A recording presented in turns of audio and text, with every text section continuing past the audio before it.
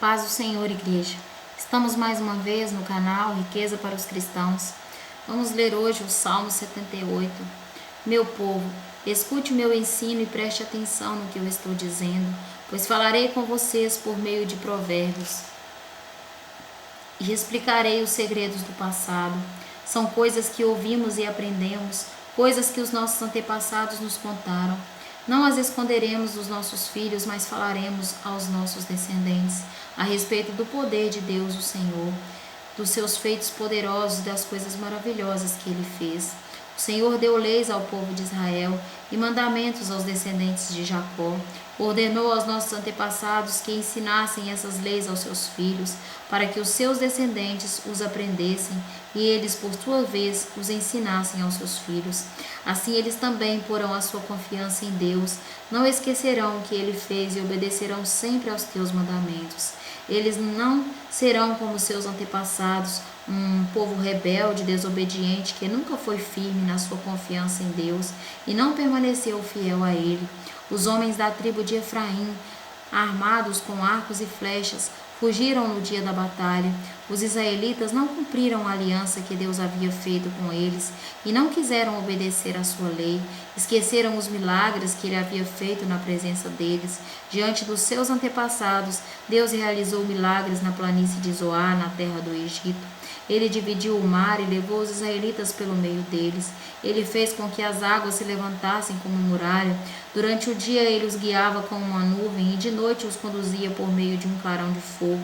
Ele partiu rochas no deserto e das profundezas da terra tirou muita água para o povo beber. Fez com que nascessem fontes da rocha e que a água corresse como um rio. Mas os nossos antepassados continuaram a pecar contra Deus. Eles se revoltaram no deserto contra o Altíssimo. De propósito puseram Deus à prova, pedindo a comida que queriam. Falaram contra Ele, dizendo: será que Deus pode nos dar comida no deserto? É verdade que Ele partiu a rocha e que a água começou a correr como um rio. Mas será que Ele pode nos dar pão? Será que pode fornecer carne para o seu povo? Quando o Senhor Deus ouviu isso, ficou furioso.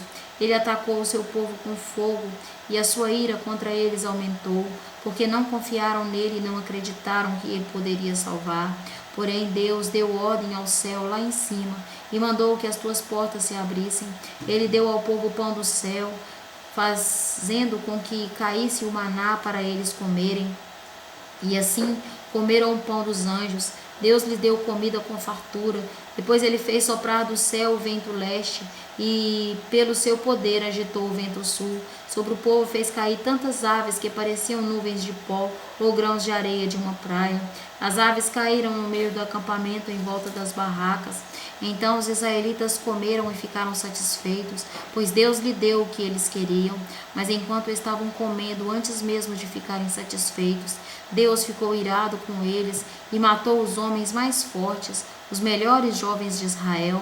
Mesmo depois desses milagres, o povo ainda continuou a pecar e não quis acreditar em Deus. Por isso, ele os destruiu como se a vida deles fosse um sopro, como um desastre que acontece de repente. Porém, quando Deus matava alguns, os que ficaram vivos voltaram para ele. Eles se arrependiam e oravam com sinceridade a ele. Eles lembravam que Deus era a sua rocha, lembravam que o Altíssimo era o seu Salvador, mas todas as palavras deles eram mentiras. Tudo o que ele dizia era apenas para enganar. O coração deles não era sincero para com Deus e não foram fiéis à aliança que Deus havia feito com eles. Porém, Deus teve misericórdia do seu povo. Ele não os destruiu, mas perdoou os seus pecados. Muitas vezes parou com a sua ira e não se deixou levar pelo seu furor. Lembrou que eles eram mortais, eram como um vento que passa e não volta mais. Quantas vezes se revoltaram contra Deus no deserto? Quantas vezes o fizeram ficar tristes? Repartidas vezes o puseram à prova e entristeceram o santo Deus de Israel. Eles esqueceram o seu grande poder e o dia em que ele os tinha salvado dos seus inimigos. Esqueceram as coisas maravilhosas e os milagres que ele havia feito na planície de Zoar, na terra do Egito. Ali ele fez com que os rios virassem sangue, e assim os egípcios ficaram sem água para beber. Mandou moscas para os atormentarem e rãs que estragaram os teus campos. Também mandou gafanhotos para comerem e suas colheitas e destruírem as suas plantações. Com chuva de pedra destruiu as suas vidreiras e com geadas as suas figueiras. O seu gado e as suas ovelhas também morreram por causa das chuvas de pedra e dos raios. Eles os destruiu com o fogo da sua ira e com o seu grande furor a sua maldição, que vieram como mensageiros da morte. Ele não parou com a sua ira, nem deixou que eles vivessem, mas os matou como uma praga. Em cada casa na terra do Egito, Deus matou o filho mais velho. Depois, como pastor, Deus conduziu o povo de Israel para fora do Egito e os guiou pelo deserto. Ele os guiou com segurança e eles não tiveram medo, mas os seus inimigos foram cobertos pelo mar. Deus levou os israelitas para a terra santa dele, para as montanhas, que ele mesmo conquistou. Ele expulsou os moradores daquelas terras enquanto o seu povo avançava. Repartiu as terras entre as tribos de Israel e deixou que os israelitas morassem nas casas dos seus antigos moradores. Mas os israelitas se revoltaram contra o Deus Altíssimo e o puseram à prova. Não obedeceram aos seus mandamentos e foram desleais e rebeldes com seus pais, traiçoeiros como flechas atiradas como um arco defeituoso. Eles o irritaram com os seus altares pagões e com seus ídolos fizeram com que ficassem enciumados. Quando Deus viu isso, ficou irado e rejeitou completamente o seu povo. Ele abandonou a sua tenda sagrada que estava em Sião, a casa onde ele havia morado entre os seres humanos. Deus deixou que os inimigos tomassem a arca da aliança que representava o seu poder e a sua glória.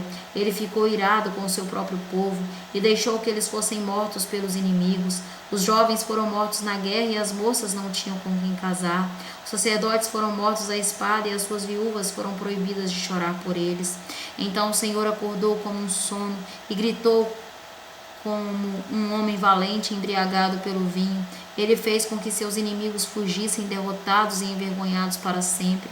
Ele rejeitou os descendentes de José, não escolheu a tribo de Efraim, pelo contrário, escolheu a tribo de Judá e o monte Sião que ele tanto ama. Ele construiu o seu templo parecido com a sua casa no céu e fez firme como a terra que está segura para sempre. Então Deus escolheu o seu servo Davi. Ele o tirou do curral de ovelhas quando ainda pastoreava o rebanho. Ele o pôs como rei de Israel, como pastor do povo de Deus.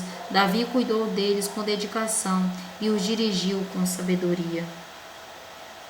O Senhor nos diz que nós somos lapidados por Ele, e só Ele pode nos salvar, pois a alegria deste mundo, todos os prazeres deste mundo e as coisas pequenas e sem valor.